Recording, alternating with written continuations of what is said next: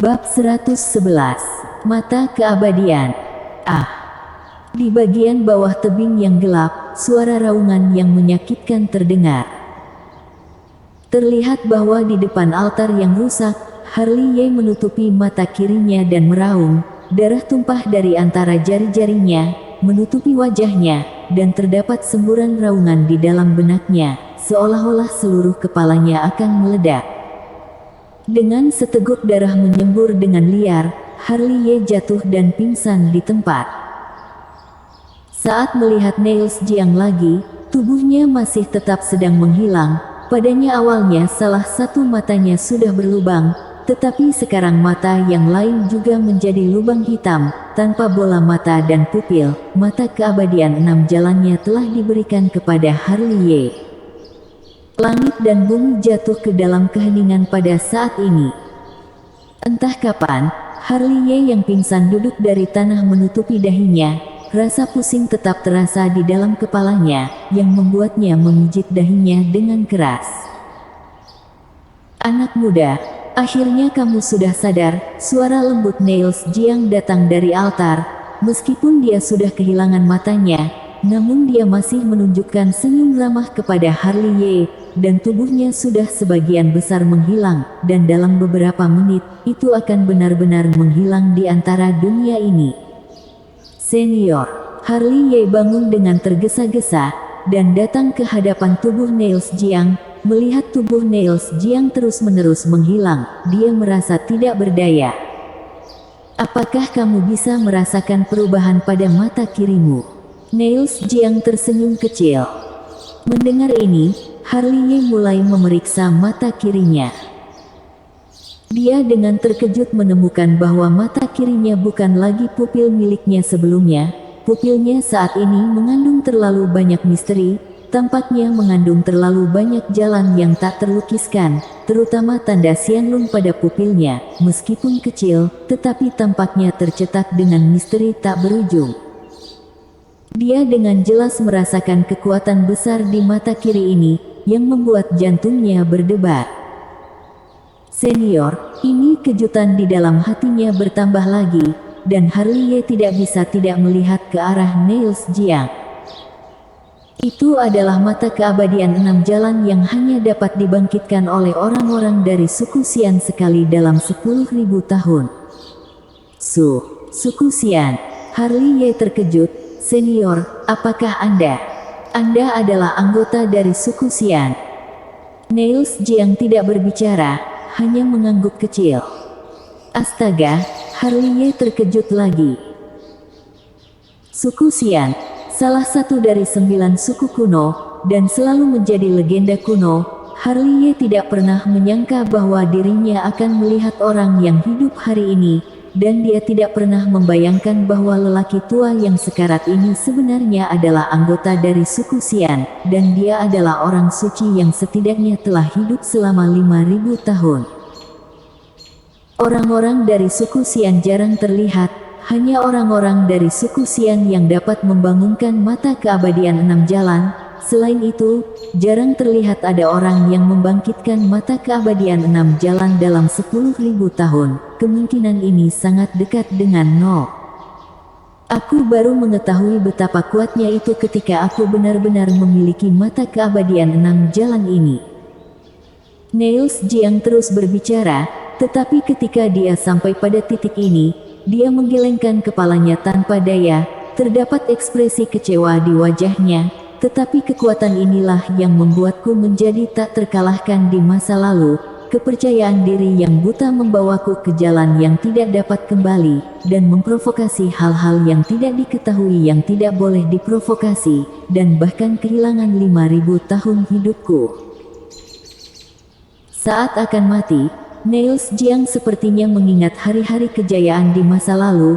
Di wajah tuanya, selain perubahan hidup, dia adalah seorang orang suci yang menembus langit dan bumi di masa lalu, tapi sekarang dia lebih terlihat seperti orang tua yang akan dimakamkan di bumi. Meskipun dia masih peduli dengan dunia, tapi dia tidak memiliki tenaga untuk kembali ke surga.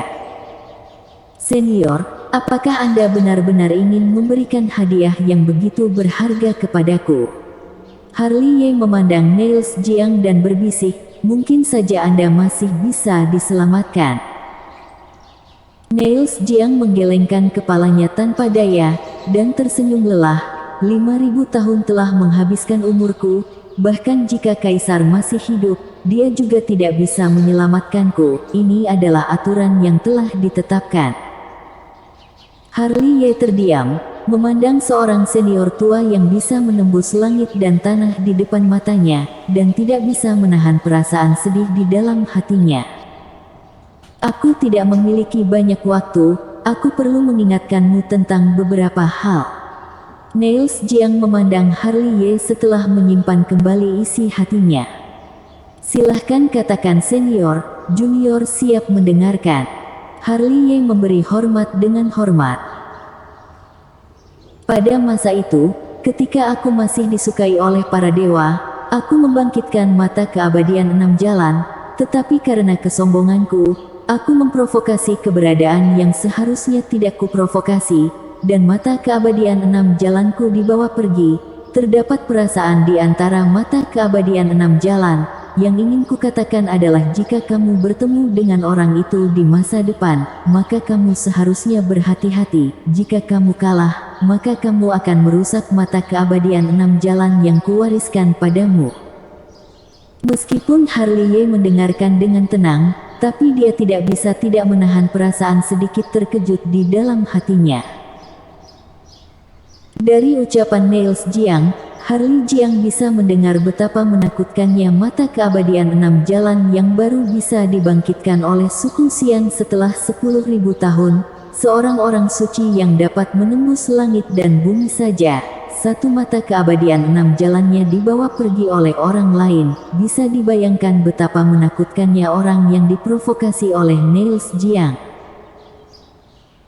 Setiap mata keabadian 6 jalan memiliki kemampuan yang berbeda, tetapi setiap mata keabadian 6 jalan mengandung misteri yang tak ada habisnya. Kamu akan memahami hal ini di masa depan. Nada suara Niels Jiang menjadi sedikit terburu-buru, mungkin karena kecepatan di mana tubuhnya menghilang tiba-tiba dipercepat, mengetahui bahwa sudah tidak ada banyak waktu, jadi dia ingin memberitahu Harley Ye sebanyak mungkin dalam beberapa menit terakhir. Secara teoritis, mata keabadian 6 jalan hanya akan mengerahkan kekuatan terbesar di tangan anggota suku Xian. Aku tidak tahu apakah kamu dapat mengendalikan mata keabadian 6 jalan ini atau tidak, bahkan lebih tidak tahu apa yang akan terjadi jika mata keabadian 6 jalan diwariskan kepada orang dari suku asing. Nada suara Niels Jiang menjadi lebih tergesa-gesa dan tidak jelas, karena waktu yang tersisa terlalu singkat, dan terdapat terlalu banyak hal yang ingin dia sampaikan kepada Harley Ye. Harley Ye dengan bijaksana tetap diam, hanya mendengarkan dengan tenang. Mata keabadian 6 jalan memiliki teknik terlarang bawaan lahir yang disebut Amaterasu. Jangan gunakan teknik terlarang ini di masa depan jika tidak mengalami masa krisis, karena itu akan mengorbankan esensi kehidupan, dan akan mendalang setiap penggunaannya. Setiap malam bulan purnama, kamu tidak boleh membuka mata keabadian 6 jalan, apalagi menggunakan kemampuan mata keabadian 6 jalan.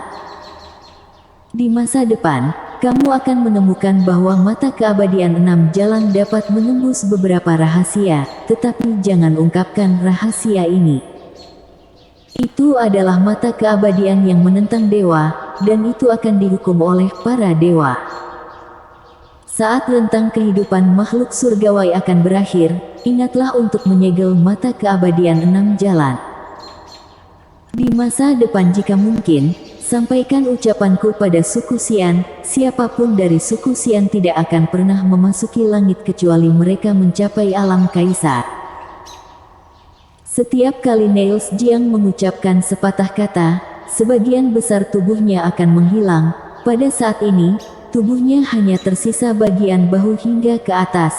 Dalam waktu kurang dari 1 menit, senior tua yang menembus ke langit ini akan benar-benar menghilang antara langit dan bumi. Melihat Niels Jiang yang akan menghilang, Harley Ye tidak bisa menahan diri untuk bertanya, "Senior, apakah kamu masih memiliki keinginan terakhir?" Keinginan terakhir. Niels Jiang tersenyum lelah. Meskipun dia telah kehilangan matanya, namun dia masih mengangkat kepalanya dengan susah payah dan melihat kehampaan yang halus. Masih terdapat air mata yang mengalir dari matanya yang kosong, tetapi di saat berikutnya, air matanya berubah menjadi abu. Sudah 5.000 tahun berlalu, kamu mungkin sudah tidak berada di dunia ini. Niels Jiang menggelengkan kepalanya dengan tak berdaya, dan tersenyum sedih. Phoenix, dulu aku mengira aku adalah maha kuasa, aku pernah berpikir bahwa kita akan mati dalam kekekalan, tetapi pada saat ini, masa lalu yang kukira, apa yang kutinggalkan dipenuhi dengan penyesalan. Jika terdapat kehidupan setelah kematian, aku, Niels Jiang, pasti akan menemanimu sampai tua. Setelah mengatakan ini, Niels Jiang sudah tersedak, dan tubuhnya terus-menerus berubah menjadi abu dengan tiupan angin. Di samping, Harley Ye tidak berbicara pada akhirnya, generasi orang suci yang menembus langit dan bumi, ketika akan sekarat, dia masih memikirkan keindahan di masa lalu. Mungkin saat ini, dia akan memahami betapa berharganya menjadi orang biasa. Kehidupan dan kematian manusia, jalan surga adalah konstan. Semua penyesalan dan keengganan sebelum kematian pasti akan lenyap. Tiba-tiba, Harley Ye berlutut dengan satu lutut di tanah, dan kata-katanya penuh dengan kesedihan. Junior, Harley Ye, dengan hormat mengantarkan kepergian senior. Niels Jiang menunjukkan senyum lelah dan ramah. Anak muda, kultivator adalah perjalanan melawan langit, yang penuh dengan penderitaan dan kesepian. Kamu harus selalu ingat, jangan pernah melupakan niat awalmu, agar dapat terus berada di jalan yang benar. Bersambung.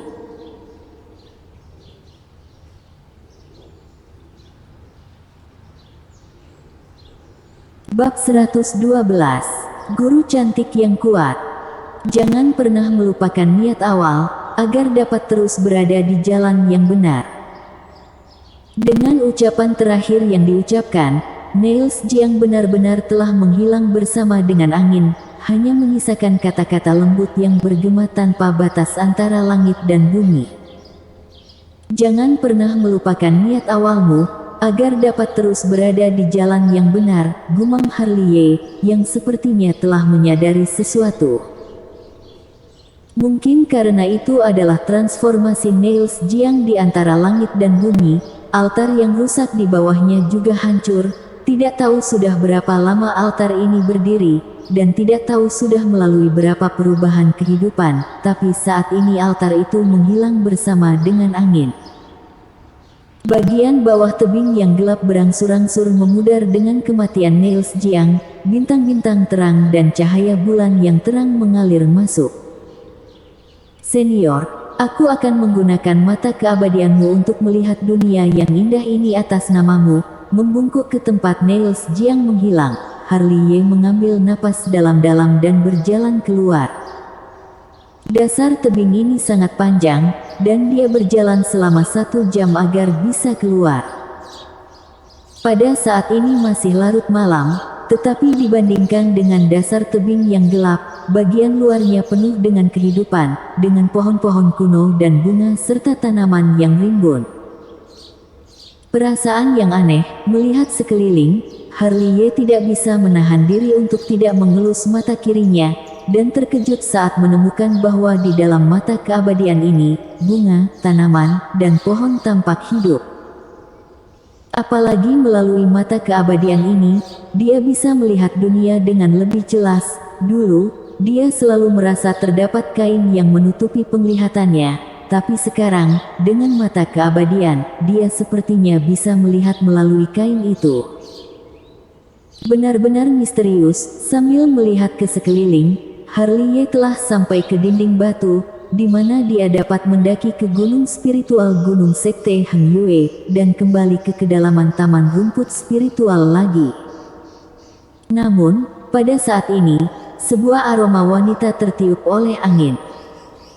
Kemudian, sebuah tangan tiba-tiba muncul dan mengangkat Harley Ye di tempat.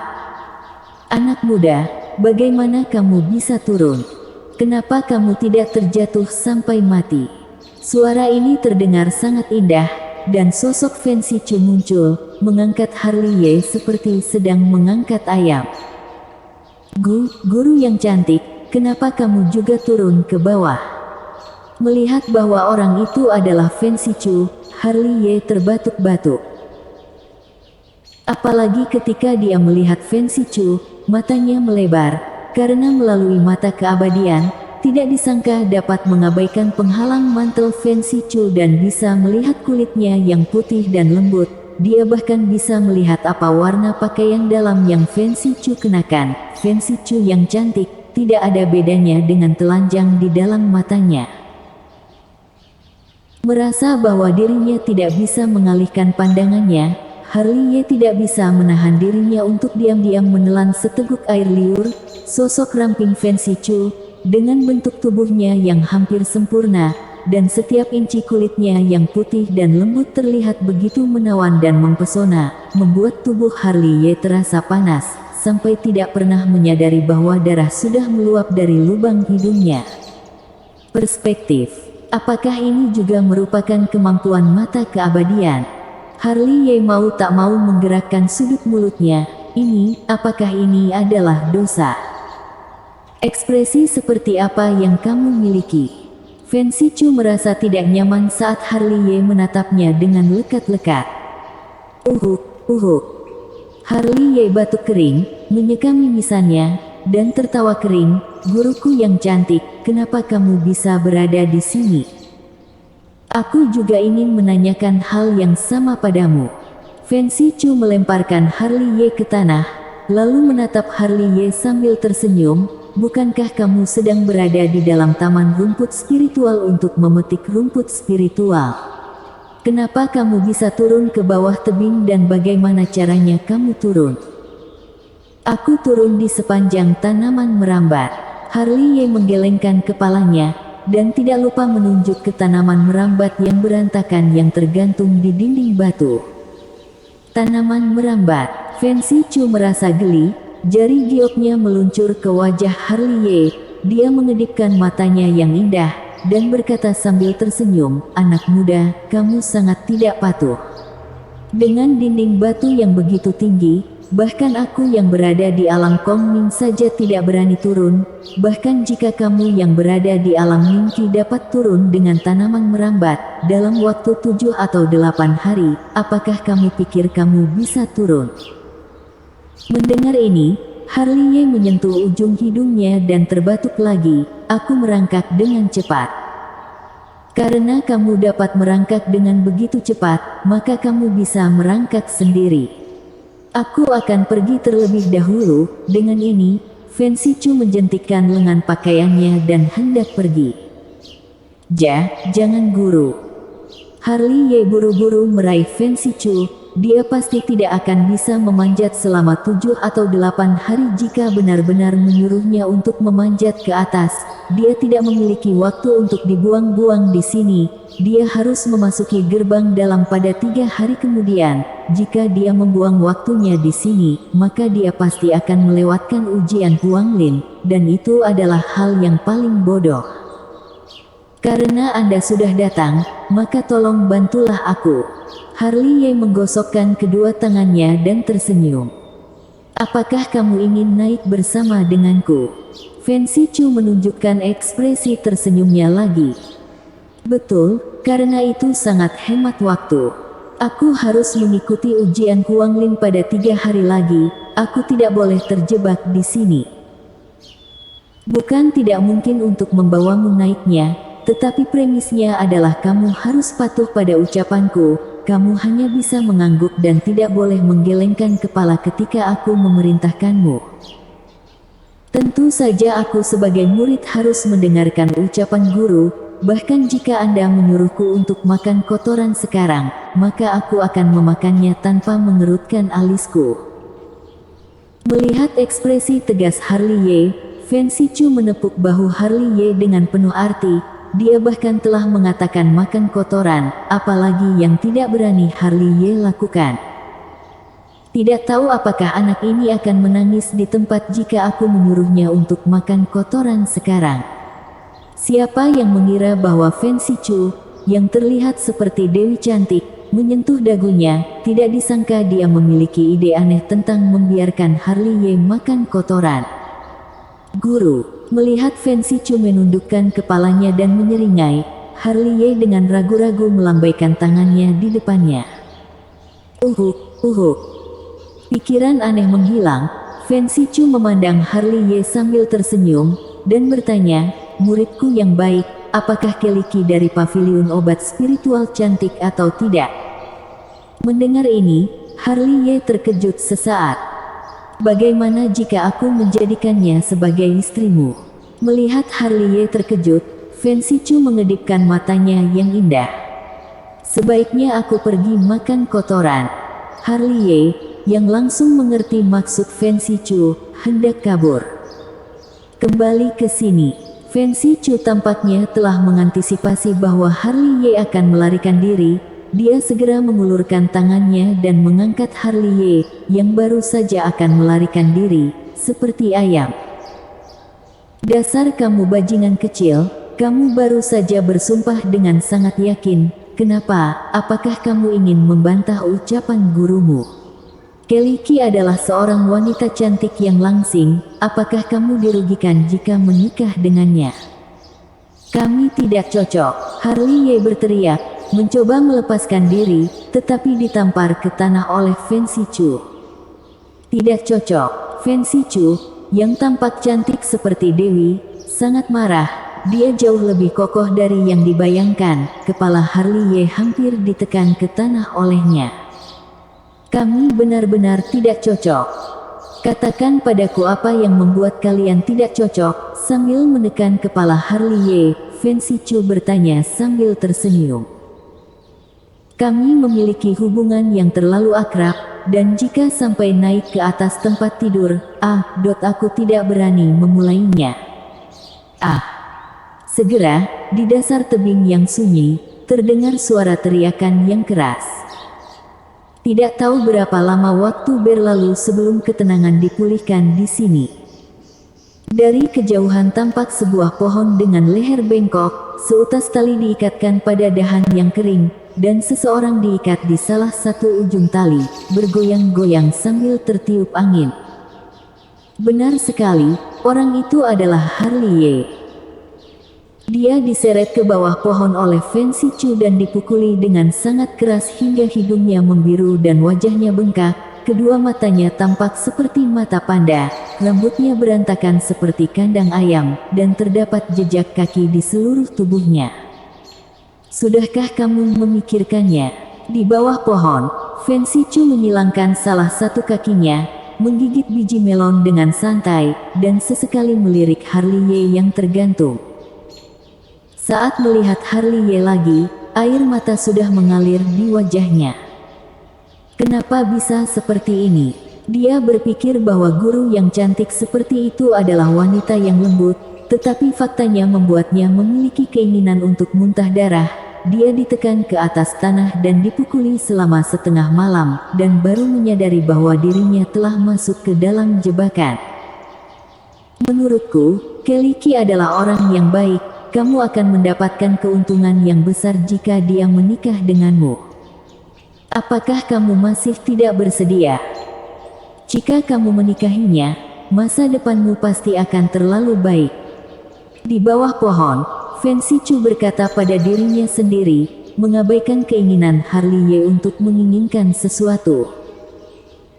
Guruku yang cantik, sebenarnya, aku memiliki orang yang kusukai. Mengetahui bahwa Fancy Chu tidak akan menurunkannya dengan mudah, Harley Ye tersenyum malu. Guru, kamu tampak sangat cantik, dan tidak mungkin ingin terus mengotori tanganmu untuk memukulku, kan? Bersambung.